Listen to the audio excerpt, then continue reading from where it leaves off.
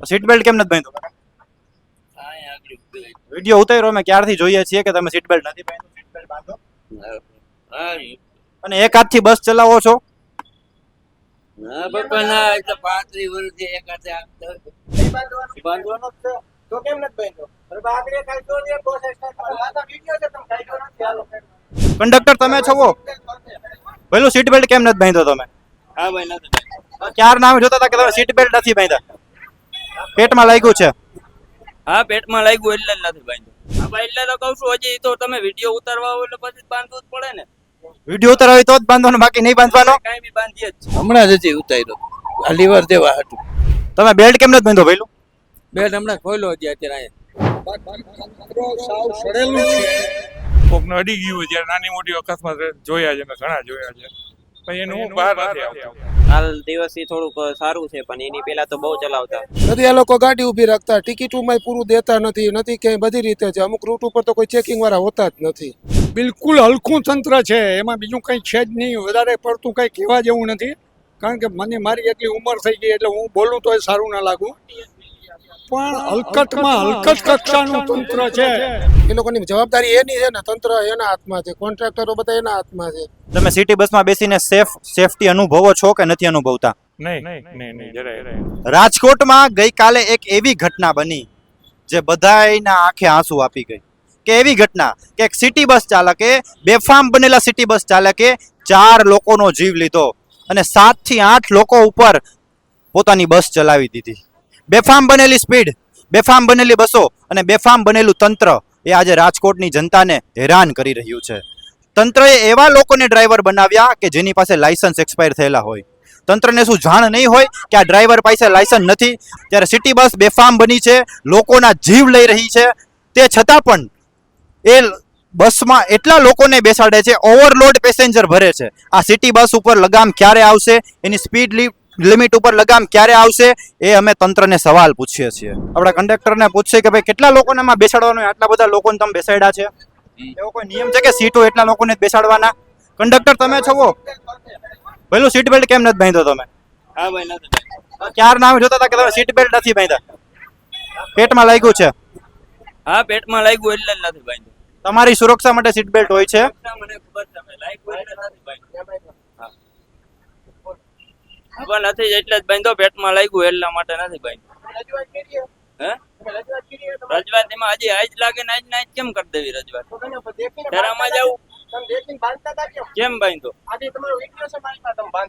હા ભાઈ એટલે તો કહું છું, હજી તો તમે વિડીયો ઉતારવા આવો એટલે પછી બાંધવું જ પડે ને. વિડીયો ઉતારવા હોય તો જ બાંધવાનો, બાકી નહીં બાંધવાનો. કાંઈ બી બાંધીએ જ છે. તમે કાંઈ આવો જોવા. એ તો આવતા જોઈએ જ છીએ બધા. આખું રાજકોટ એમ કહે છે કે સિટી બસના ડ્રાઈવરો બેફામ ચલાવે છે, ફાસ્ટ ચલાવે છે. એ વાત જ અલગ છે. સીટ બેલ્ટ ને ભાઈ બેફામ નથી ચલાવતા. ક્યાં મેં જોયો તમે? અને સિટી બસ તો સીટ બેલ્ટ તમારા માટે હોય છે, તમે પાછું તમારી સુરક્ષા થશે ને. કઈ અણબનાવ બન્યો તો મને મારા ભાઈ ખ્યાલ છે. સીટ બેલ્ટ કેમ નથી બાંધ્યો? વિડીયો ઉતાર્યો અમે ક્યારથી જોઈએ છીએ કે તમે સીટ બેલ્ટ નથી બાંધ્યો. સીટ બેલ્ટ બાંધો. અને એક હાથથી બસ ચલાવો છો? ના બાપા ના, એ તો 35 વર્ષથી એક હાથે 35 વર્ષથી એક હાથે બસ ચલાવો છો?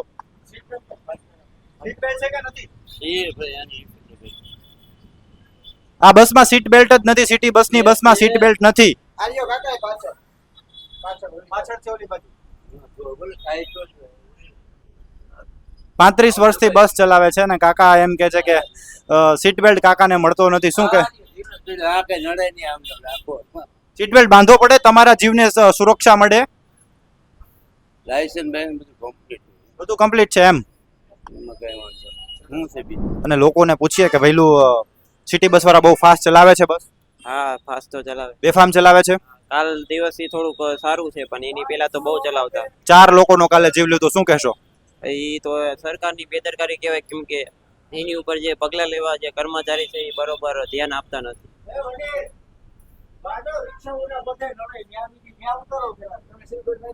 સીટ બેલ્ટ કેમ નથી બાંધ્યો તમે? સીટ બેલ્ટ કેમ નથી બાંધ્યો તમે? સીટ બેલ્ટ કેમ નથી બાંધ્યો? અરે તમારો વિડીયો ક્યારના ઉતારીએ છીએ અમે. સીટ બેલ્ટ કેમ નથી બાંધ્યો? સીટ બેલ્ટ બાંધો ને. બાંધવાનો જ છે તો કેમ નથી બાંધ્યો? બરાબર, આગળ એક કાંઈ જો ને બસ સ્ટેન્ડ પર આ તો વિડીયો છે, તમે કાઢ્યો નથી. હાલો તમે બેલ્ટ કેમ નથી બાંધ્યો પેલું? હમણાં જ હજી ઉતાર્યો આ લીવર દેવા હતું પગમાં. બેલ્ટ બાંધો કારણ કે લોકો બહુ રોષ છે તમારા પ્રત્યે. બેલ્ટ બાંધો. તમે બેલ્ટ કેમ નથી બાંધો પેલું? બેલ્ટ હમણાં ખોલ્યો હજી અત્યારે અમે જોયું તમે આ બેલ્ટ બાંધ્યા વગર આવો છો યાર. અહીંયા ખોલ્યો હજી અહીંયા ખોલ્યો. એ છે બાકી તંત્ર સાવ સડેલું છે. જેને ખબર નથી કે આ પેપર એમ કે છે લાયસન્સ નથી, જેની પાસે લાયસન્સો રિન્યુ નથી. એનું લાયસન્સ એક્સપાયર થઈ ગયું હતું. હા, એવું બધું અમે કંઈક વાંચ્યું, જોકે બીજાએ વાંચી દીધું, મને તો વાંચવાની બી તકલીફ છે. પણ તદ્દન બિલકુલ હલકું તંત્ર છે, એમાં બીજું કંઈ છે જ નહીં. વધારે પડતું કંઈ કહેવા જેવું નથી, કારણ કે મને મારી એટલી ઉંમર થઈ ગઈ એટલે હું બોલું તો એ સારું ના લાગું. પણ હલકટમાં હલકટ કક્ષાનું તંત્ર છે.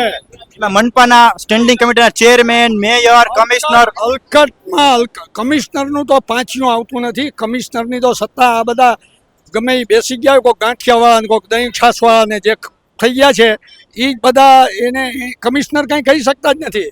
Otherwise commissioner is empowered fully like collector, પણ કમિશનરનું પાંચિયું નથી આવતું. અને આ બધી પેલી કેવી મેજોરિટીને નામે બધી જમાત ભેગી થઈ ગઈ છે, એ પોતાની રીતે શાસન ચલાવે છે. અને એને લોકોને એવું જ છે કે અત્યારે તો તંત્ર એવું છે કે કોઈ પણ હલકું કામ કરો, ગમે એ પૈસા નાજાયજ રીતે કમાઓ અને અમને ભાગ દઈ દો એટલે તમે અમારી પાંખમાં સેવાયેલા છો. બસ આનાથી વધારે કાંઈ નથી કહેવું. કાલે રાજકોટમાં એવી એક ઘટના બની કે એક બેફામ બનેલા સિટી બસના ડ્રાઈવરે 8 લોકો ઉપર બસ ચલાવી દીધી, 4 લોકોના મૃત્યુ થયા. શું કહેશો તમે? ચેકિંગ જ નથી ભાઈ, બધું વહીવટ તો સારું હોવો જોઈએ ને, ઉપરોક્ત બધું કરવું જોઈએ ને લોકોને. નથી આ લોકો ગાડી ઊભી રાખતા, ટિકિટોમાં પૂરું દેતા નથી ક્યાંય બધી રીતે છે. અમુક રૂટ ઉપર તો કોઈ ચેકિંગ વાળા હોતા જ નથી. ડ્રાઈવરો હોય તો એ લોકોને નાખવા જોઈએ ને વ્યવસ્થિત, લાયસન્સ બાયસન્સ બધું તપાસવું જોઈએ ને. આમાં 100 માણસો મુસાફરી કરે, જવાબદારી કોની? ઓવરલોડ 100 માણસોને ભરે છે. કેટલું માણસ અપડાઉન કરે છે બસમાં? લગભગ ગરીબ માણસો અપડાઉન કરે છે બધા, બરાબર. લગભગ અમે આવી જોઈ છીએ. ટિકિટો દે છે, નથી દેતા, ઊભી રાખે છે, નથી રાખતા, એવું બધું છે. 30 તારીખ આવી છે. તમને એવું લાગે છે કે બસવાળા બહુ બેફામ બસ ચલાવે છે? છે બધું દેખાય છે કે રાજકોટમાં તંત્ર નહીં ખબર પડતી હોય. ચેકિંગ વાળા આવવા દે ને, મહાનગરપાલિકા કોન્ટ્રાક્ટરો ક્યાં ગયા બધા? તો નંબર ઉપર છે, તંત્રએ નંબર આપ્યા છે, એના ઉપર લોકો ફોન કરે છે, તંત્ર ફોન નથી ઉપાડતું.